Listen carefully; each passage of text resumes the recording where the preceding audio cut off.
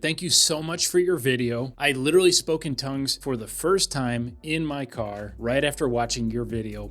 In this video, I'm going to tell you the exact 3 steps to follow so you can begin speaking, or I prefer to say praying, in tongues. Now, I know exactly what some people are thinking. You can't just teach this. It's a gift. Here's how I usually respond to this. Is salvation a free gift? How do you receive it? You would say, believe that Jesus died, confess him as your Lord and Savior. That's pretty simplified, but that's what you would do. And to that, I would say, thank you for teaching me how to be saved. It is true that these are gifts, but we can be taught how to receive them and how to use them. So 3 steps to begin praying in tongues. Number 1, you have to be a child of God. Nowhere do we see in the Bible that someone receives this gift and they are not made right with God. How do we become right with God? When we call upon the name of Jesus, we acknowledge that he died and rose again, and we ask him to be our Lord and Savior. When we do that, we become a child of God. We are now in right relationship with God, and we are going to heaven. So I do not believe that we have to speak in tongues to be saved or to go to heaven. I mean, just look at the thief on the cross. Jesus said, I'll see you today in paradise. He didn't say, hey, hold on, guys. We got to get down real quick. We got to baptize him. We got to take communion. And there's no evidence that he spoke with tongues. We are saved one way, by receiving Jesus and his forgiveness through his death on the cross. So that is step number 1. It's pretty simple. You need to be right with God. You need to be a Christian. Number 2, we ask the Lord to baptize us with the Holy Spirit. When we receive Jesus and we become a Christian, the Holy Spirit comes to live on the inside of us. He recreates our spirit and we become a brand new creation. But we have biblical reasons to believe that there's a second experience available to Christians where the Holy Spirit doesn't just dwell in them, but he also comes upon them with power to equip us to be and do what God created us to do. Now, there are a few Bible stories that I could cover, but for time's sake, I'm only going to share one. In Acts 8, in Samaria, in verse 12, we are told that people believed Philip as he preached the things of the kingdom of God, and then they were baptized. So were they saved? Well, Jesus said in Mark 16:16, if you believe and you are baptized, you will be saved. So we have reason to assume that these are Christians. Well, 2 verses later, it says Peter and John came to them after they heard that they had received Christ, and it says that they wanted to pray for them that they would receive the Holy Spirit. And it says right here in verse 16, the Holy Spirit had not yet fallen upon them. You see, Peter and John didn't assume when these new believers received Christ that they had everything. They made sure the Holy Spirit had come upon them or fallen upon them. This is known as being baptized with the Holy Spirit. This is what Jesus talked about in Acts 1:5 when he said, a few days from now, you shall be baptized with the Holy Spirit.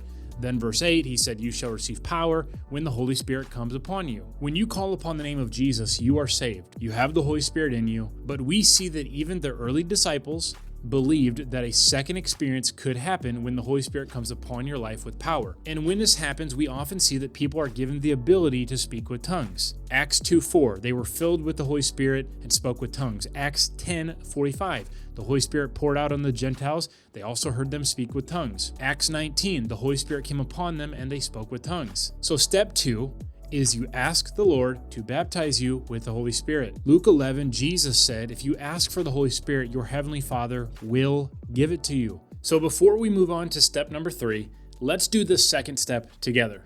Sound fair? Just pray this with me. Pray it sincerely out of your heart. Maybe you want to close your eyes. Maybe you want to go into a quiet room. Say this. Say, Heavenly Father, I come to you in the name of Jesus. I believe that Jesus died and rose again for me. Today, I am coming to you and I'm asking Jesus to baptize me with the Holy Spirit. I would like the ability, I would like the gift to be able to pray in tongues, to pray out divine mysteries, to edify and encourage myself, as Paul said in 1 Corinthians 14:4.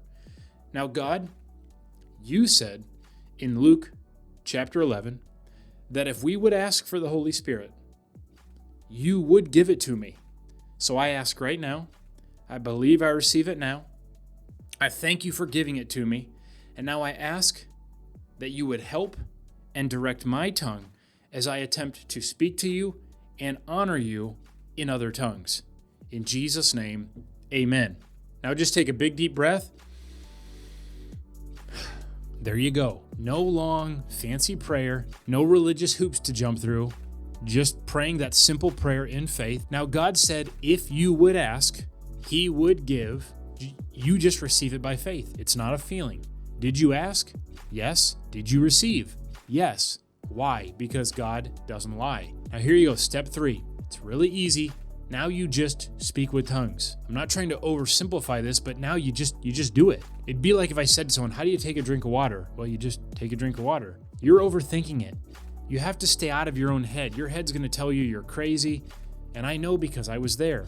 And if you want to know, can it really be this easy? Listen to this testimony after walking through these exact same steps. I just want to say I prayed in tongues. Today was a trip. I got frustrated watching all these videos about speaking in tongues and hearing different opinions. This video was the last one I watched. Frustrated, I honestly prayed to God and incorporated that prayer that you had about asking to be baptized by the Spirit. I kid you not, after pouring my heart out in prayer, I opened my mouth in faith, praying in syllables, and I'm not lying.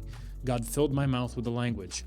I am the biggest overthinker, and I just let go and trusted, and it just kept on going. My mind was clear when I was doing it. I was not thinking of the next word to say at all.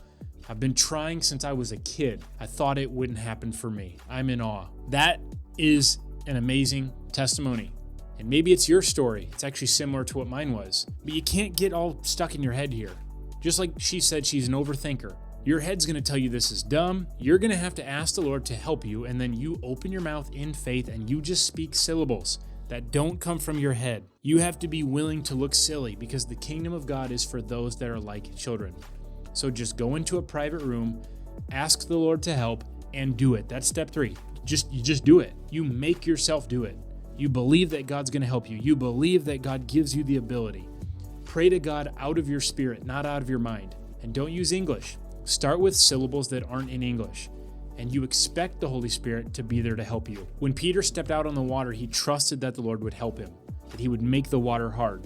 So you have to open your mouth and expect that the Lord will help you. And when this works for you, you'll probably have a testimony just like this. We would love for you to share your testimony below. And if you're watching this and maybe you're like, well, what is the purpose of speaking in tongues? I mean, what's really the point of doing it? Isn't it just gibberish? Well, if you'd like to know the 5 benefits of tongues or how speaking in tongues actually improves your life, I want you to click this video right over here, and I'll see you in the next video. Bye.